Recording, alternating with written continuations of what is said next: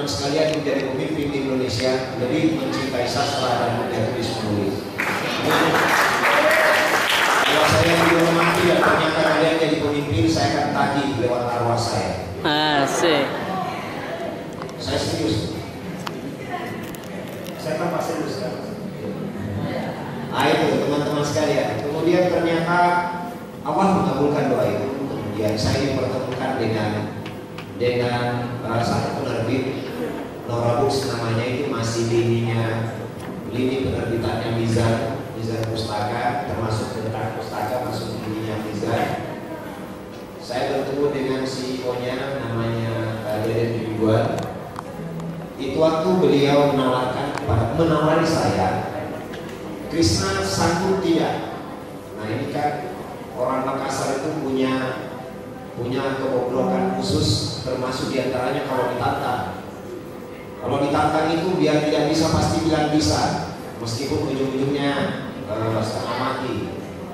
Bisa tidak Kris kamu buat tulisan tentang 3 tokoh, kamu pilih salah satunya, baik biografi ataupun memoir.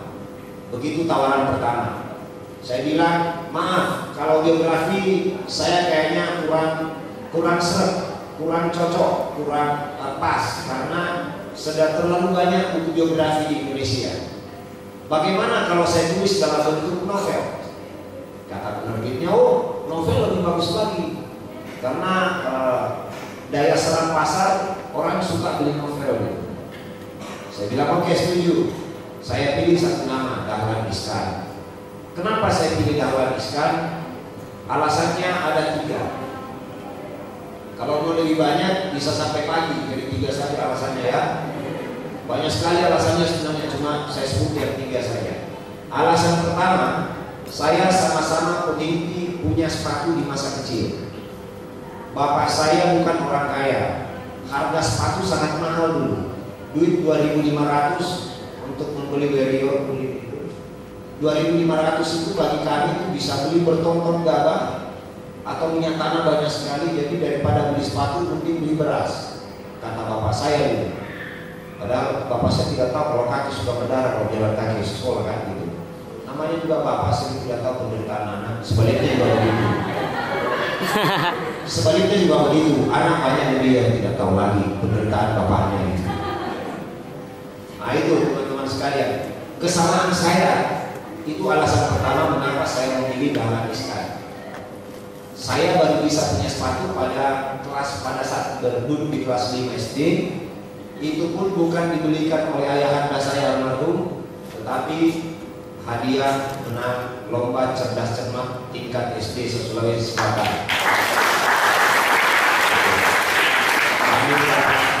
Hadiah itu sebesar 10.000, lumayan besar pada masa itu, dibagi bertiga karena cerdas cermat di TVRI itu 3 orang, juru bicaranya saya, tapi dibagi sama rata 2.500,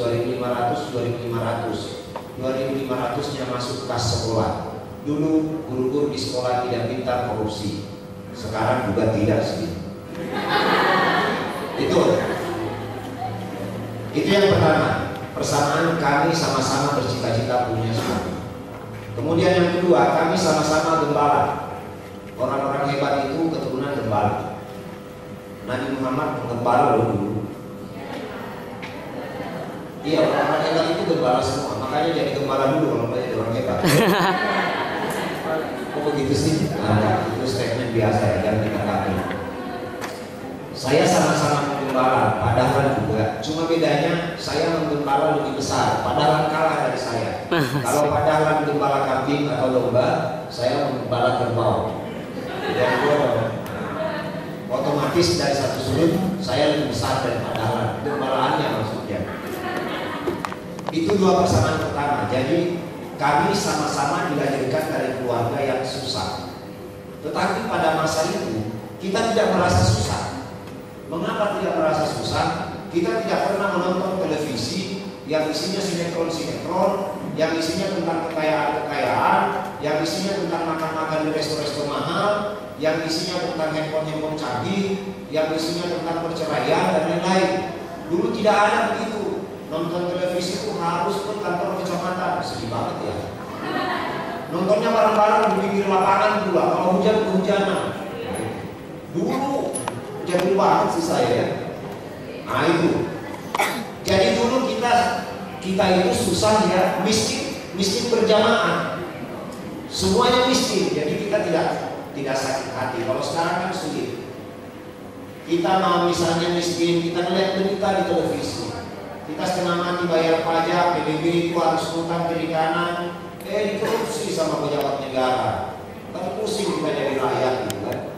Kecuali kalau mudah-mudahan ada di antara kita beriman menjadi pejabat.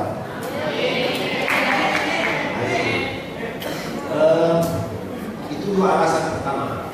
Alasan ketiga adalah karena kami dari sama-sama latar belakangnya miskin, maka saya yakin saya akan bisa menjiwai novel yang akan saya buat itu. Karena saya tahu bagaimana gemetar pada saat kita kelaparan, bagaimana rasanya jatuh dari kerbau pada saat kerbau itu mengincar betina misalnya. Kita lagi di punggungnya ada betina lewat, wah kerbaunya langsung kabur tuh. Kita terlempar, itu pernah saya rasakan. Lebih mudah menjiwai penulisannya. Itu 3 alasan. Kemudian alasan terakhir, bonus buat kalian, saya ingin berbagi pada teman-teman di seluruh Indonesia, terutama yang menurut data Badan Pusat Statistik tahun 2010 itu juga kalau datanya tidak bohong-bohongan. Menurut data BPS, jumlah penduduk miskin di Indonesia masih ada 34 juta. Menurut data BPS, tidak tahu benar apa tidak. Saya hanya ingin berbagi kepada 34 juta penduduk di Indonesia, ingin menyatakan bahwa kemiskinan bukan hambatan untuk melakukan sesuatu yang berharga.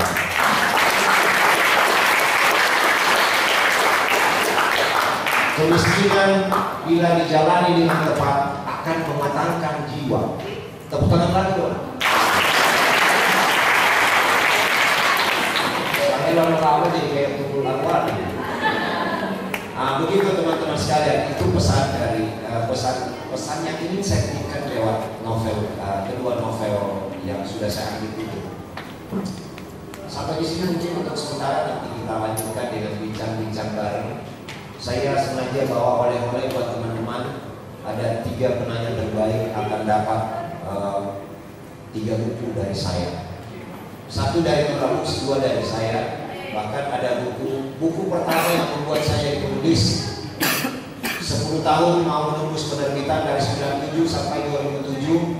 Buku ini di rumah saya sisa 4. Saya sengaja bawa 3 biji. Saya cuma simpan 1 di Makassar. Tanya nih. Maaf, di Bogor. 3 saya bawa. Tanya maju. Ini maju, kok sama saya bagikan. Ayo oleh buku sih. Kemudian ayo. Ada 1 buku terbaru saya. Ayo. Itu mungkin sementara pengantar buat teman-teman sekalian. Mudah-mudahan yang sudah baca inspirasi dari buku itu, dan yang belum baca segeralah beli. Segeralah beli novelnya, kalian baca. Ayo maju. Terima kasih. Oke, kita beri aplaus semuanya. Ya, cukup jelas sekali berarti bagaimana kronologi beliau bisa menulis novel trilogi ini. Ya, bermula dari keinginan beliau.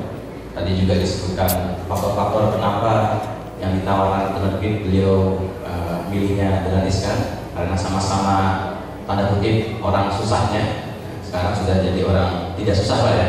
Saya masih susah. Ya. Mungkin bagi teman-teman nanti bisa bertanya sekitar, terserah, bebas. Ada yang sudah baca novelnya, monggo nanti. Ya, sebelumnya kita akan dengarkan pembanding Pak Rosid yang ya Pak ya. Monggo Pak Rosid. Assalamualaikum warahmatullahi wabarakatuh. Alhamdulillah wassalatu wassalamu ala Sayyidina Muhammadin Mukhtar Mustafa wa ala alihi wa sahbihi wa man tabi'ahum. Amma ba'd. Selamat sore pada kawan-kawan. Talkshow yang sangat menarik. Saya panggilnya beliau Daik atau Abang aja, meskipun sudah sepuh sekali ya? Belum ya? Belum sepuh ya? Masih baru 17 tahun. Karena kebetulan sebenarnya ceritanya juga mirip-mirip dengan beliau menurut saya. Tetangga juga di Jakarta, tetangga jauh. Saya 3 hari yang lalu, dulunya awalnya baca sinopsisnya saja. 3 hari yang lalu saya coba dengan kerja keras membaca, karena setiap ada novel baru saya sangat antusias untuk baca. Saya sekedar berbagi saja. Tadinya saya buat esai saya terlalu teknis saya kira ya, karena lebih masuk ke kritik sastra ya, mau mengetahui teknis penulisan dan macam-macam. Saya di sini akan mencoba berbagi bagaimana pengalaman saya baca sedikit tentang novel Sepatu Dahlan dan apa hubungannya dengan kawan-kawan di sini, penting tidaknya kira-kira itu aja. Tadi sudah diterangkan sama Bang Krishna bagaimana perjuangan beliau kok bisa cocok dengan Islam. Awalnya saya baca, setiap saya baca buku, saya tidak pernah membaca biografi penulis yang berbeda. Jadi saya baca dulu, baru selesai saya baca biografinya. Meskipun sudah saya pernah dengar ya, tapi Krishna berbicara sudah kita dengar lama, biografi detailnya saya tidak pernah membaca. Sehabis saya baca, terus yang paling belakang saya mencoba membaca biografi beliau. Kok renyah ya isinya, kan gitu ya. Membaca ini pengalaman kita renyah ini, kayak tuturnya menarik di bidang genre ini ya, yang disebut dengan sastra biografi atau novel biografi. Kita anggap beliau sangat sukses di bidang ini. Baru saya baca kok renyah ya. Ternyata di belakangnya Krishna bicara anak seorang petani. Oh pantas baik gitu kan. Oh pantas saja itu benar. Jadi sepenanggung dan sependeritaan dengan Pak Dahlan mungkin yang membuatnya.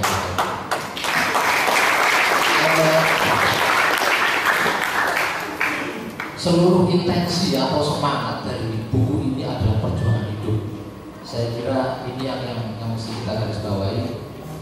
Dan sangat luar biasa, di situ ada parafrase atau kalimat yang saya suka itu Pak Dahlan bilang penderitaan itu dijalani saja.